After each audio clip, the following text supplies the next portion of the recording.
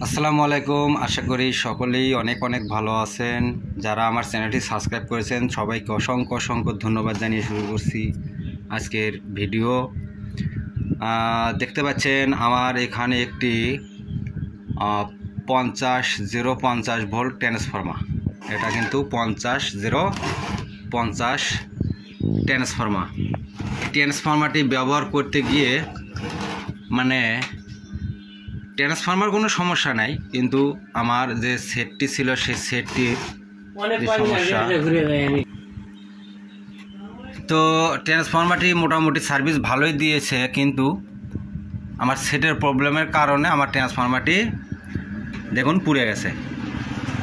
দেখতে পাচ্ছেন এনে কিন্তু একবারে পুড়ে ভেতরের যে কয়েলটি ছিল, এসি যে পার্টটি আছে, আমার এসি পার্টটি একবারে জ্বলে গেছে। তো জ্বলে যাওয়ার যে কারণ, সেই কারণটি আপনাদেরকে বলি। জ্বলে যাওয়ার যেটি কারণ সেটি হলো আমার যে সেট এবং আমার যে বক্সের যে স্পিকারগুলি আছে চারটা, এক পেয়ার বক্সের যে চারটি স্পিকার আমার লাগানো আছে, একটা স্পিকার আমার 1000 ওয়াট। তাহলে চারটে স্পিকার যদি 1000 ওয়াট করে হয়, 4000 ওয়াট হয়। আর এটা কিন্তু ট্রান্সফর্মার আমার 15 এম্পিয়ার, 50-050 ভোল্ট, কিন্তু 15 এম্পিয়ার। তো 1000 ওয়াট চারটে স্পিকার আর যে ট্রান্সফর্মার মোটামুটি সেম আছে, চলবে, কোনো সমস্যা হবে না। তারপরেও ট্রান্সফর্মারটি জ্বলে যাওয়ার যে কারণ সেটি হলো আমার সেটের ভিতরে যে সার্কিট বোর্ডটি ছিল, সেই সার্কিট বোর্ডটির মানে সমস্যাও নয়, কিন্তু ওখানে একটি হিসাব নিকাশের সমস্যা। হিসাব নিকাশ বলতে আপনাদেরকে বোঝাই যে আমার একটি ট্রানজিস্টার মোটামুটি কি ধরেন 100 ওয়াট বা 120 ওয়াট, আপনার অ্যাডাপ্টারের ভোল্টেজের উপরে নির্ভর করে ওয়াট ক্ষমতা একটু কম বেশি হতে পারে। 100 থেকে 120 ওয়াটের মতো আউটপুট দেয়। তো 100 থেকে 120 ওয়াট একটি ট্রানজিস্টার যদি আউটপুট দেয়, তাহলে আমার 8টা ট্রানজিস্টার করে 2টা বোর্ড লাগানো ছিল, এক সাইডে 8টা আর এক সাইডে 8টা, 8-8-এ 16টি, মানে স্টুডিও সিস্টেমে করা ছিল। তো যেহেতু এক সাইড দিয়ে 8 ট্রানজিস্টারের আউটপুট আর এক সাইড দিয়ে 8 ট্রানজিস্টারের আউটপুট, কিন্তু আপনারা হিসেব করে দেখেন যে 4000 ওয়াট চারটি স্পিকার এবং পাশে 2টি টুইটার আছে, 2টি টুইটার। আপনার টুইটারের ওয়াটগুলি আমার সম্ভবত খেয়াল নাই, তবে মোটামুটি আরও কিছু ওয়াট তো অবশ্যই আছে, আমার এখন বর্তমানে খেয়াল হচ্ছে না। তাহলে 4000+ ওয়াট, তাহলে আমার ওখানে ট্রানজিস্টার লাগানো ছিল হলে 8টা, 8-8-এ 16টা। তো 16টা ট্রানজিস্টারে আপনাকে আউটপুট দেবে কত? 1600 এম্পিয়ার, মানে 1600 ওয়াট।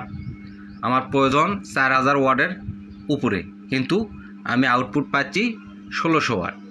তাহলে 1600 ওয়াট যখন আউটপুট পাবো, তাহলে এই যে বাদ বাকি যে ঘাটতি থেকে গেল যে ওয়াটটি, এই ওয়াট ঘাটতি থাকার কারণে কিন্তু আপনার এই সার্কিট বা ট্রানজিস্টারের উপরেই কিন্তু প্রেশারটা পড়বে। এখন ট্রান্সফর্মার তো ভোল্টেজ যা দেওয়ার তা তো দিচ্ছেই, এর তো কোনো সমস্যা নাই, মানে এ তো রাজার হালে আছে। আর স্পিকার বলতেছে যে বাপের বেটা আমিও কম নই, তুমি দাও, কত দিবে দাও, সমস্যা নেই।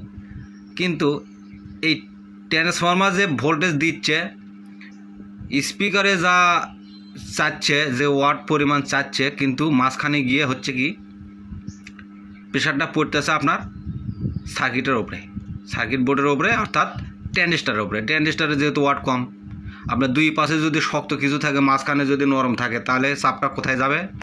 ওই নরম জায়গাতেই কিন্তু পড়বে। তো সেম ঘটনা আমার স্পিকার সাইডও ঠিক আছে, আবার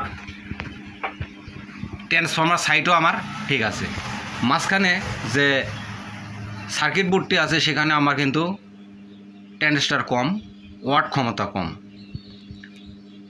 ট্রান্সফর্মার সাপ্লাই দিচ্ছে ভোল্টেজ ঠিকঠাকভাবেই যখনই আপনি সেটে প্রেসার দিবেন, প্রেসার দেওয়ার সঙ্গেই কিন্তু সাউন্ডটা মানে প্রেসার যখনই বাইরে যাবে তখনই কিন্তু আপনার ট্রানজিস্টারের উপরে চাপ আসবে।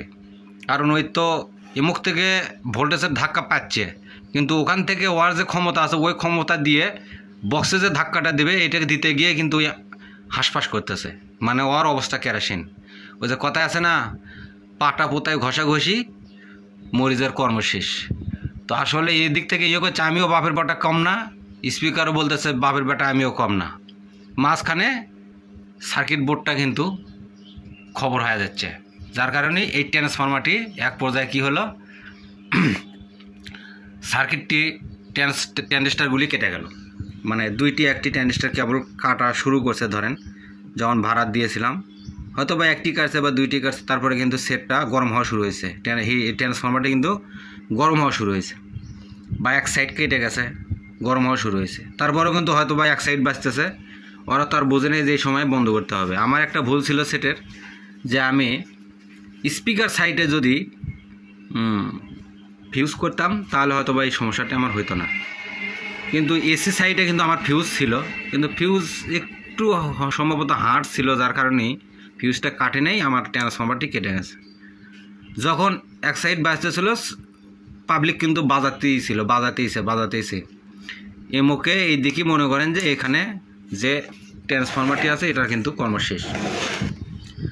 তো সেটের সঙ্গে ট্রান্সফরমার এবং স্পিকারের ওয়ার্ডের সঙ্গে যদি আপনার সার্কিট বোর্ডটি মানানসই বা হিসেবে নাম মিল করে নাগান, তাহলে কিন্তু আপনার এরকম ট্রান্সফরমারগুলি পুড়ে যাবে।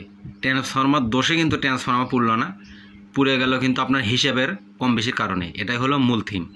আপনার হিসাব যদি ঠিক না থাকে, আপনার ট্রান্সফরমার যত ভালো লাগান, যত দামি লাগান, বা স্পিকার যত ভালো লাগান বা যত দামি লাগান, আপনার হিসাবের মধ্যে গরমিল হয়ে গেলে কোনো কিছুই কিন্তু টিকবে না। এটা হলো মূল বিষয়। তা আসলে আপনাকে হিসাব করে লাগাতে হবে। আপনার এখানে 50 ভোল্ট ট্রান্সফরমার লাগান বা 60 ভোল্ট ট্রান্সফরমার লাগান, কোনো সমস্যা নাই। আপনি স্পিকার কত ওয়াট মাইক লাগাচ্ছেন সেটাও দেখে, এবং আপনার যে ভেতরে সার্কিট বোর্ডটি লাগাবেন এটা কত ওয়াট আউটপুট দেবে, এইগুলোকে হিসেব নিকেশ করে আপনি একটা সেট যখন সাজাইবেন, তখন কিন্তু আর আপনার এ ধরনের কেটে যাওয়ার কোনো সম্ভাবনা থাকবে না। তো বুঝাতে পেরেছি ইনশাল্লাহ, আশা করি বিষয়টি। আর আপনারা যদি বুঝতে পারেন তাহলে ভিডিওতে লাইক দিয়ে একটি গঠনমূলক কমেন্ট করে যান। আর সাবস্ক্রাইব না করে থাকলে, নতুন যদি আপনারা দর্শক হয়ে থাকেন, অবশ্যই চ্যানেলটি সাবস্ক্রাইব করে বেল বাটনটি অন করে দিবেন, আমার এই ধরনের ভিডিওগুলি ছাড়ার সঙ্গে সঙ্গে যাতে আপনার কাছে সর্বপ্রথম পৌঁছে যায়। আসসালামু আলাইকুম।